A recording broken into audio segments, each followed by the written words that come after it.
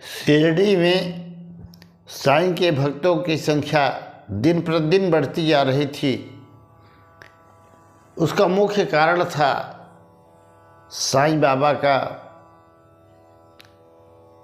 हेतु रहित लोगों का कल्याण करना और जो भी बीमारियां थी ठीक करना और भगवत चिंतन में सदैव लगे रहना, भगवान के नाम का सदैव जप करना। शिरडी के सारे लोग साईं पर इतना विश्वास करते थे कि साईं इधर से भिक्षा मांगने निकलते, लोग टूट पड़ते थे उनके चरणों में प्रणाम करने के लिए। पर उसी गांव का कुलकर्णी सरकार दबंग व्यक्ति, वह वैद्य भी था। अब साईं के इस प्रभाव को बढ़ते देख करके उसके मन में साईं के प्रति बड़ी ईर्ष्या और होने लगी, बहुत जलन होने लगी। उसने अपना सारा ध्यान केंद्रित इस बात पर किया कि अगर साईं रहेगा इस गांव में तो मेरी वैद्यकी बंद हो जाएगी, लोग मेरे पास आना बंद कर देंगे, कोई मेरी कुछ सुनेगा नहीं, मेरा कौन सम्मान करेगा। अगर साईं ऐसे ही सबको विभूति दे करके ठीक कर देगा, मेरे पास कौन आएगा। पर साईं अपने काम में सदैव लगे रहते। एक बार की बात हुई, कुलकर्णी सरकार भयंकर रूप से बीमार हुआ। खांसी, सर्दी और कफ ने उसे इतना जकड़ लिया कि चारपाई पकड़ लिया। उसने अपने सारी दवाइयों का इस्तेमाल कर लिया पर ठीक नहीं हो रहा था। गांव में कुछ उसके जो रिश्तेदार थे वो बड़ी चिंतित थे कि ये हठधर्मी है, अधर्मी है, किसी की बात मानता नहीं है। पर चिंतित थे, भगवान से प्रार्थना कर रहे थे। इधर होता क्या है मित्रों, उसकी बीमारी से उनकी पत्नी रुक्मिणी और बेटा केशव बहुत ही दुखी थे, चिंतित थे। अचानक साईं का आमंत्रण समझ लीजिए, अथवा उस केशव बेटे का स्वयं का प्रयास, वह अकेले साईं बाबा के पास गया और सारी व्यथा सुनाई। जबकि साईं जानते थे कुलकर्णी उनसे घृणा करता है, उनका अपमान करता है, उन्हें बदनाम करता है। पर साईं बाबा ने इन सब कोई बातों का ध्यान नहीं दिया। वो योगस्थित पुरुष थे, उनमें समता थी। कोई उन्हें गाली दे, चाहे मान करे, चाहे असम्मान करे, अपमान करे, निंदा स्तुति करे, सबके लिए साईं बराबर थे। उनका एक ही बात था, सबका मालिक एक। उन्होंने केशव को विभूति दिया कि इसको ले जा करके पिला देना, मालिक चाहेगा तो ठीक हो जाएगा।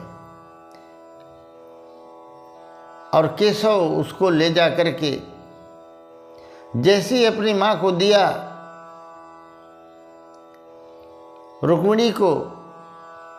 रुक्मिणी पहले तो ऐसे ही परेशान थी कि बिना बताए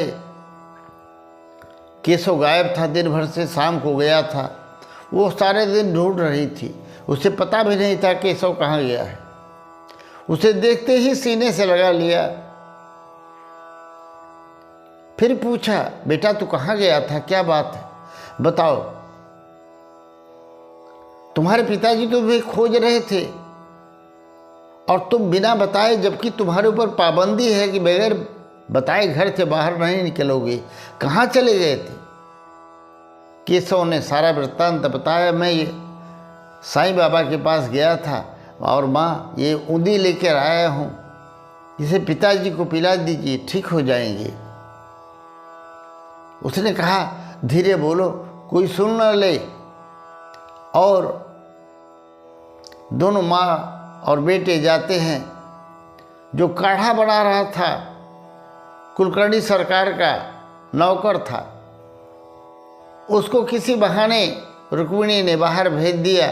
बोली काढ़ा मैं बना करके पिला दूंगी, तुम जाओ घर से बाहर कोई काम है करके आओ।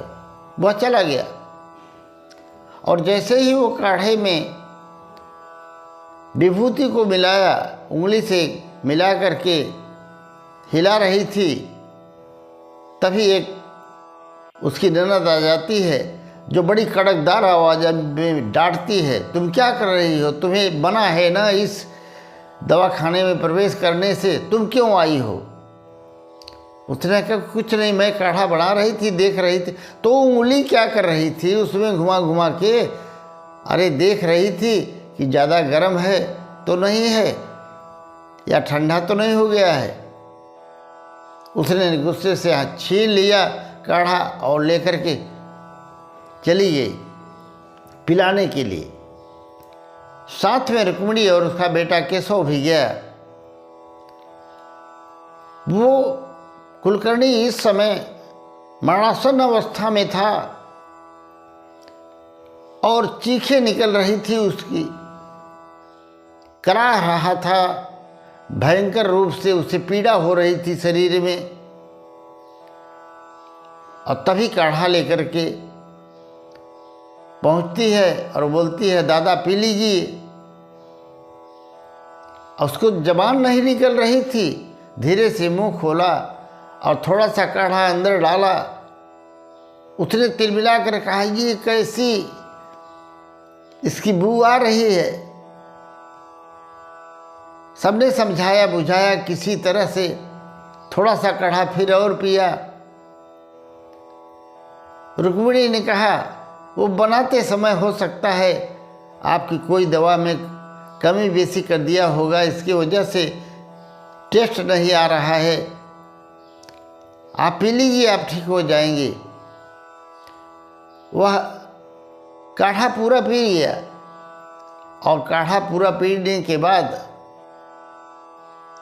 उसको चद्दर से लटा करके सुला दिया।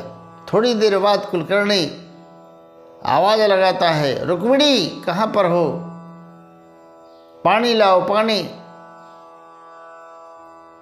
रुक्मिणी जाती है, पानी देती है, थोड़ा सा पानी पीता है और उसके बाद वो बिस्तर पर स्वयं उठकर बैठ जाता है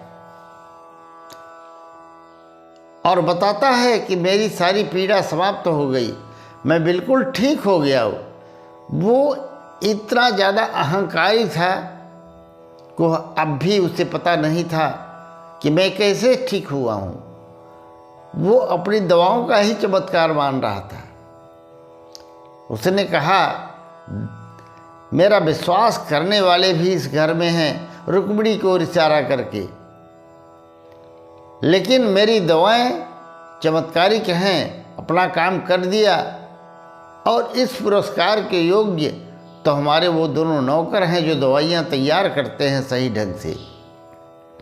कोई कुछ नहीं बोला। मित्रों, साईं अपने द्वारका माई में बैठे भगवान नाम का जप कर रहे थे। उसी समय प्रमोद नाम का एक नवयुवक आता है और साईं के चरणों में प्रणाम करके अपने माता पिता को साथ लेकर के आया था। प्रणाम करता है और कहता है साईं ने आपके आशीर्वाद ने, आपकी उपदेश ने मेरा जीवन ही बदल दिया। मैं कहाँ भटक रहा था। आपने सच ही कहा था कि जो अपने माँ बाप की सेवा नहीं कर सका वही भगवान की क्या करेगा। पहले तुम अपना कर्तव्य निभाओ। और साईं ने पुनः उसको उपदेश दिया कि जो व्यक्ति स्वयं में विश्वास नहीं करता, साक्षात मूर्ति में भगवान को नहीं देखता, वह ईश्वर को भी कहाँ से देख पाएगा। और जो खुद को नहीं देख सकता उसे भगवान क्या देखेगा। उसके बाद पुनः उधर कुलकर्णी जो था वह ढूंढते ढूंढते या अचानक कहाँ से हाथ लग गई उसने थोड़ी सी बची हुई जो विभूति थी साईं की दी हुई वो उसके हाथ लग गई। और जब उसके हाथ लग गई तो उसने आसमान पर घर को सर पर उठा लिया, रुक्मिणी को चिल्लाने लगा, डांटने लगा, फटकारने लगा। रुक्मिणी थर थर कांपने लगी। कैसे बताए कि साईं बाबा की विभूति से तुम ठीक हुए हो, क्योंकि वह साईं से घोर रूप से घृणा करता था। साईं का नाम सुनते ही उसका क्रोध और बढ़ जाता था। इधर साईं ने केशव के मन में प्रेरणा दी।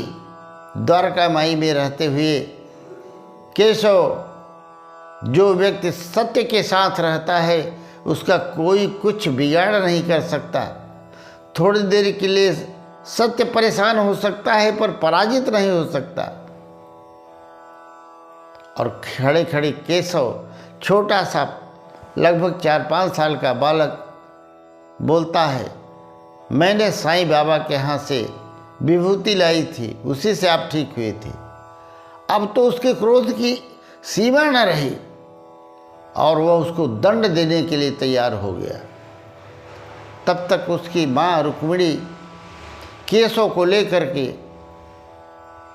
गोद में चिपका लिया। उधर कुलकर्णी भी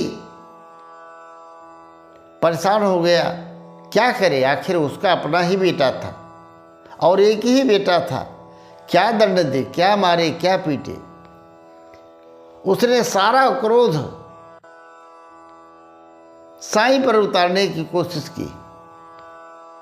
बिना किसी से कुछ बताए तैयार होकर के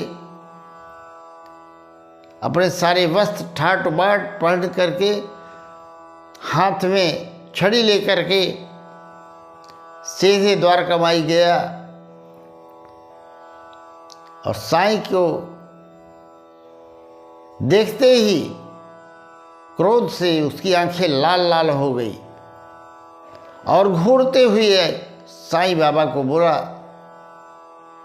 तो अब तुम